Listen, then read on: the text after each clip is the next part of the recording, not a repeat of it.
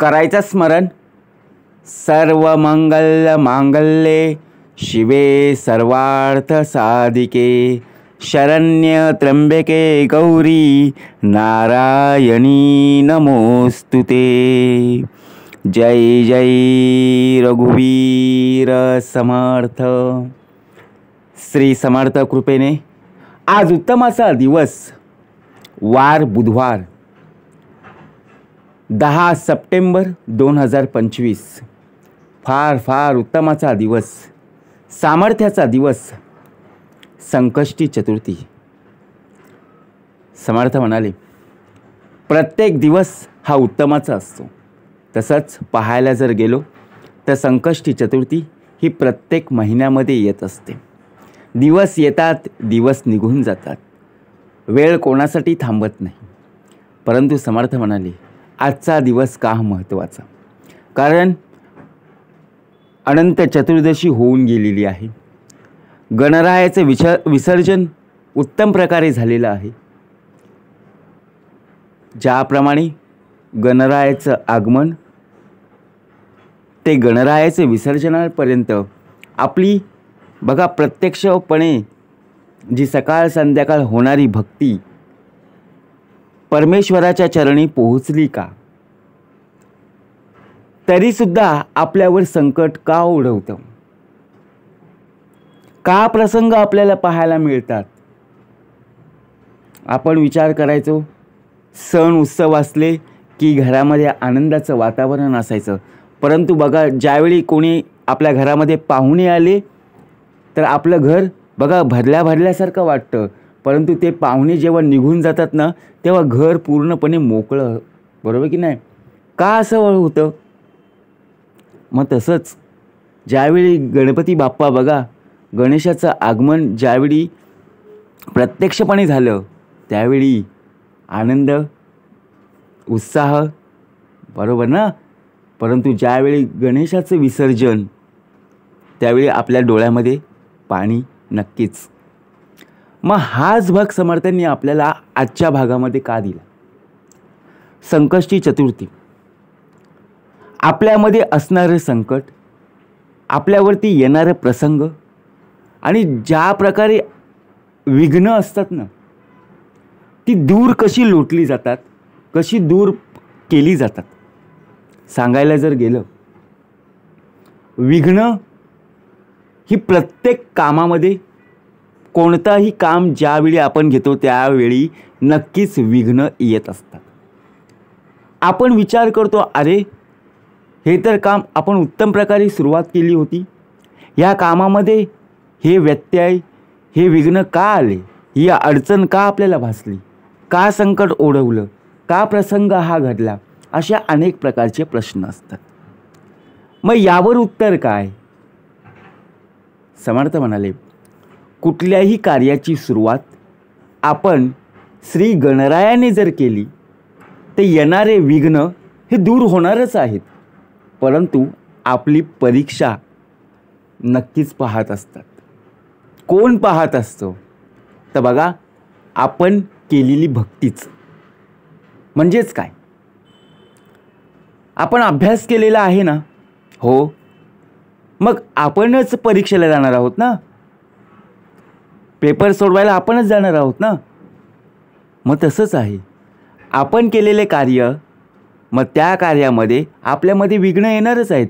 सोपे प्रश्न, कठीण प्रश्न येणारच आहेत. आपल्यालाच त्याची उत्तरं सोडवायची आहेत.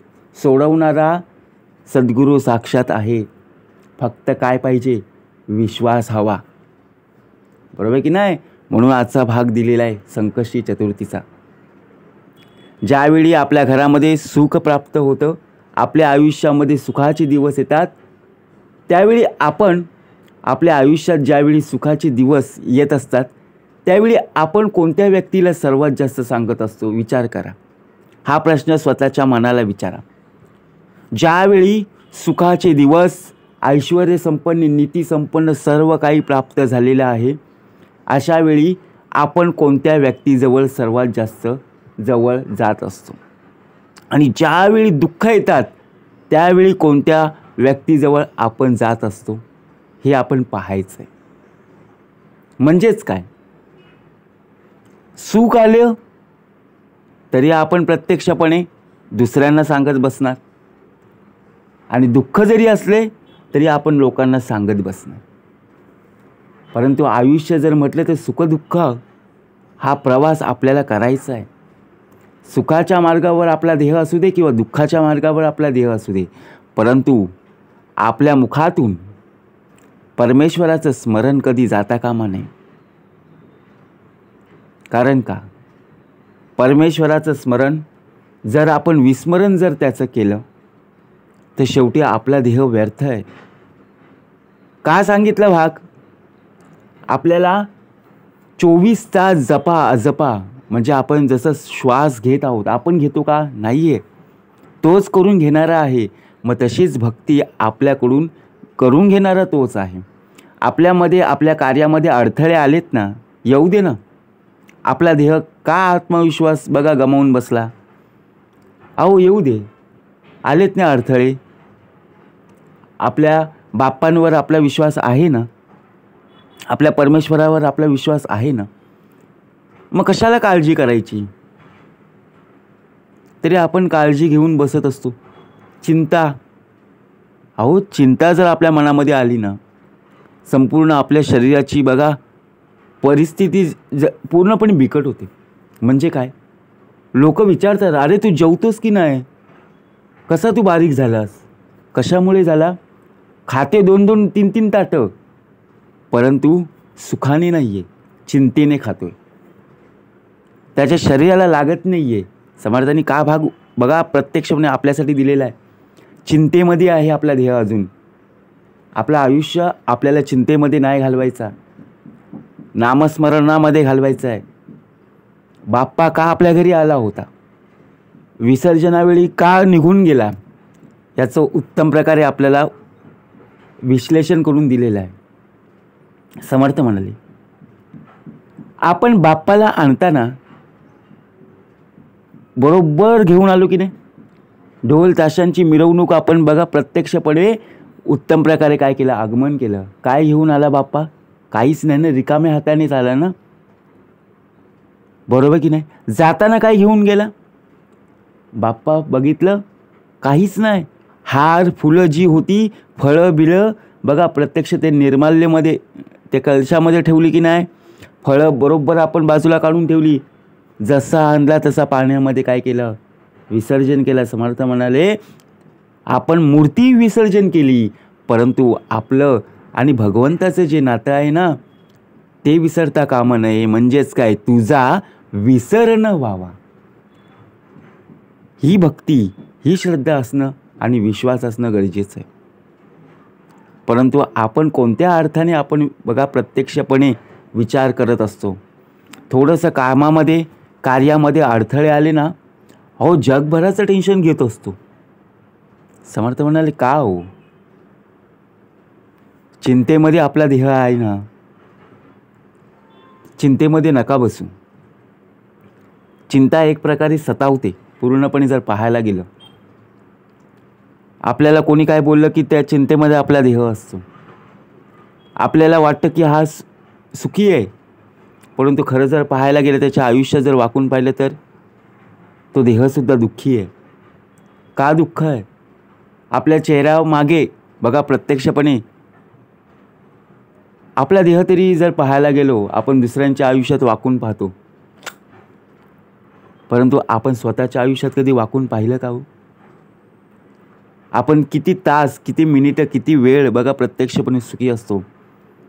जसा वेळ बदलतं, जसं दिवस बदलतं, जसे रात्र बदलते बघा, दिवसाची रात्र, रात्रीचा दिवस, तसंसुद्धा आपल्या चेहऱ्यावर सुखदुःख पाहायला मिळतात.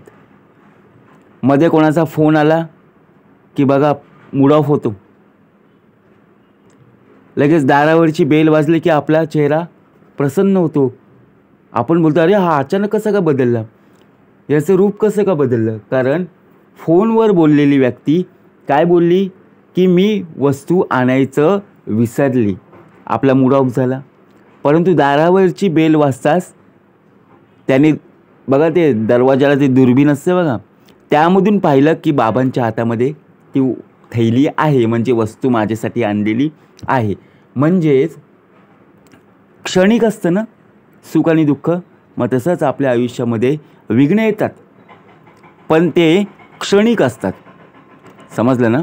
परंतु आपण काय करायचं, जे क्षणिक आहे ना ते आपण घेऊन नाही बसायचं की माझ्यावरती दुःख आलेलं आहे, सर्वांना सांगत सुटत बसलो आहे. काहीच नाही. समर्थ म्हणाले, आलेत ना दुःख, येऊ दे. आपण पण शेवटी ताकदीने उभं राहता आलं पाहिजे. ताकद म्हणजे काय? समर्थ म्हणाले, सामर्थ्य. नाही तर आपण ताकद म्हणून दुसरा अर्थ काय, जिममध्ये जायला हवं का, बॉडी बनवायला हवी का? नाही आहे बाबा, ते विषय विकार आहेत. आपल्याला केव्हा गुंतवतील ना कळणार पण नाही. समर्थ म्हणाले, बघा प्रत्यक्ष भाग कसा दिलेला आजचा दिवस. म्हणून आपला देह हा प्रत्यक्षात कसा असला पाहिजे, तर भक्तिमय वातावरणामध्ये असला पाहिजे. सकाळची जी सुरुवात आपली असते ना ती भक्तिभावाने झाली पाहिजे.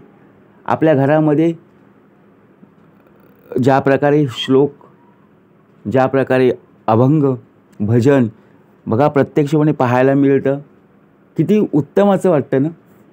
परंतु ज्यांच्या घरामध्ये सकाळी बघा सकाळच पाहायला मिळत नाही, ते उठतात किती वाजता, 11-12 वाजता. समर्थ म्हणाले, कुणाच्या अंतःकरणाला लागेल धक्का, ऐसी वर्तणूक करू नका आणि कुणालाही बोलू नका. हा भाग आपल्यावरती घ्यायचा आहे. आपण किती वाजता उठतो, आपली प्रभात काळ कशी आहे.